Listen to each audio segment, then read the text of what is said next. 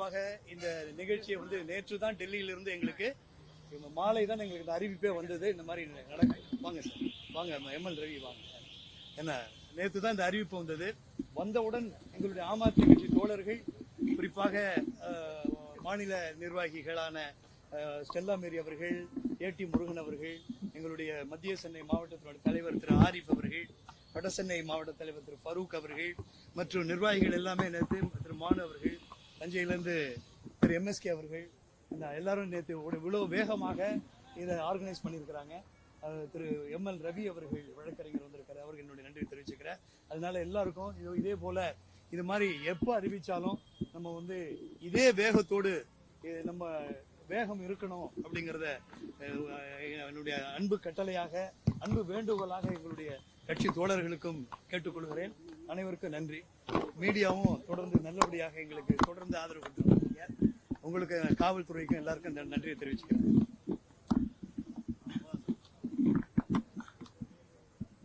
ஆம் ஆத்மி கட்சியினுடைய தலைவர், டெல்லியினுடைய முதலமைச்சர் திரு அரவிந்த் கெஜ்ரிவால் அவர்கள் கடந்த 3 மாதமாக டெல்லி சிறைச்சாலையில், திகார் சிறையில் அடைக்கப்பட்டிருக்கிறார்.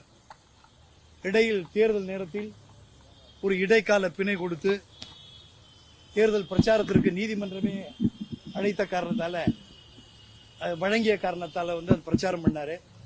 மீண்டும் அவரை கைது செய்து திகார் சிறையில் அடைத்தார்கள். அது அமலாக்கத்துறை பண்ணுச்சு. இப்ப சிபிஐ ஒருத்தர் ஜெயில இருக்கும் போதே இன்னொரு தடவை அரசு கைது பண்றது, இப்படி ஒரு மோசமான ஒரு சூழ்நிலை. ஏன்னா மோடிக்கு பயம் வந்துருச்சுங்க. மோடி வந்து பாராளுமன்ற தேர்தலில் அரவிந்த் கெஜ்ரிவால் இந்த இந்தியா கூட்டணி பிரச்சாரம் வலுவா இருக்கும்னு பயந்துட்டாங்க. பயந்து இவருடைய வியூகங்களை மோடியால தாக்கு பிடிக்க முடியவில்லை. ராகுல் அவர்களுடைய வியூகமும் அரவிந்த் கெஜ்ரிவால் மற்றும் கட்சியினுடைய கூட்டணி கட்சிகள் தலைவர்களுடைய வியூகங்கள் ஒரு மிக பெரும் படையாக புறப்பட்டது. அவர்களால் எதிர்கொள்ள முடியாமல் இந்த தேர்தலை எதிர்கொண்டு மெஜாரிட்டி இல்லாம, சொல்ல போனால் பின்புறமாக கொல்லைப்புற ஆட்சியை தான் நீங்க நடத்திருக்கிறாங்க. ஒரு மைனாரிட்டி ஆட்சியை நடத்துறாங்க. ஆனால் அவருடைய புத்தி போல 10 வருடமாக இந்திய மக்களை ஏமாற்றிக் கொண்டே இருந்தார்கள். மதங்களை வைத்தும், ஜாதிகளை வைத்தும், கார்ப்பரேட் முதலாளிகளை வைத்தும், அவர்களை வைத்து கொள்ளையடிக்கின்ற ஆட்சியை தக்க வைத்துக் கொள்கின்ற வேலையை தொடர்ந்து 10 ஆண்டு காலமாக செய்தவர்கள் இந்த முறை மிகப்பெரிய பாடத்தை இந்திய மக்கள் பாரதிய ஜனதா கட்சிக்கு கொடுத்திருக்கிறார்கள். சொல்ல போனால் உத்தரப்பிரதேசத்தில் அவர் நம்பிக்கொண்டிருந்த உத்தரப்பிரதேசத்திலே தோத்து போயிருக்கிறாங்க.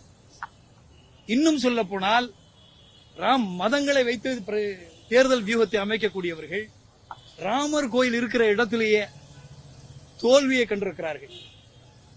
நாங்க டெல்லியில தொடப்பதாலேயே அடிச்சிருக்கிறோம். பஞ்சாப்ல எல்லா இடங்களிலும் அவர்கள் உள்ளே நுழைய முடியாத அளவுக்கு குஜராத்தில் அவர்களுடைய கோட்டைக்கே போய் கிட்டத்தட்ட 43 லட்சம் வாக்குகளை நாங்க பெற்றவங்க. நாங்க இதையெல்லாம் பார்த்து பயந்து போய் பாராளுமன்ற தேர்தலில் முடக்க வேண்டும் என்பதற்காக ஒரு பொய் வழக்கு, இதுவரைக்கும் ஆதாரமே இல்லைங்க. இந்த 100 கோடி ரூபாய் எங்கன்னு கேளுங்க. அந்த எடுத்து எங்க கொண்டு போய் இந்த சிபிஐயும் அமலாக்கத்துறை எங்க வச்சிருக்கீங்க? நீங்க தான் அந்த 100 கோடி ரூபாய் வாங்கி இருக்கிறீங்க. இங்க அதுக்கு இருந்திருந்தா எடுத்து கொடுங்க, எங்க ஆதாரம்.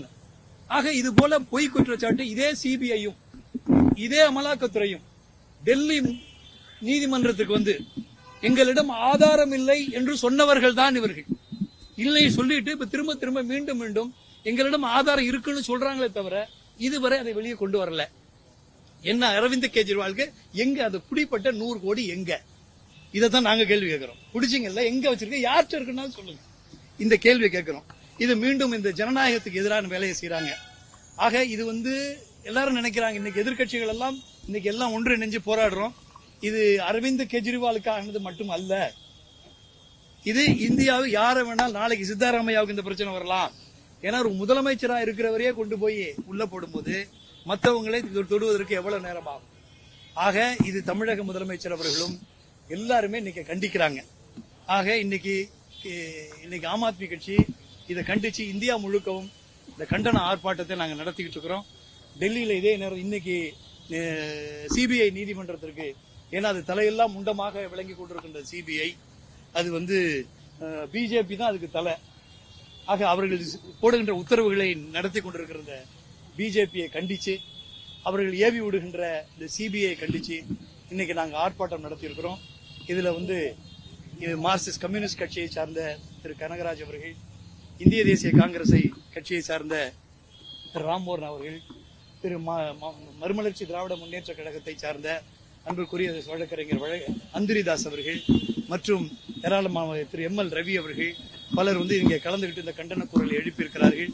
கண்டிப்பாக இது நிச்சயம் கெஜ்ரிவால் அவர்களை விடுதலை செய்யும் வரை எங்களுடைய போராட்டம் ஓயாது, தொடர்ந்து போராடி கொண்டே இருப்போம்.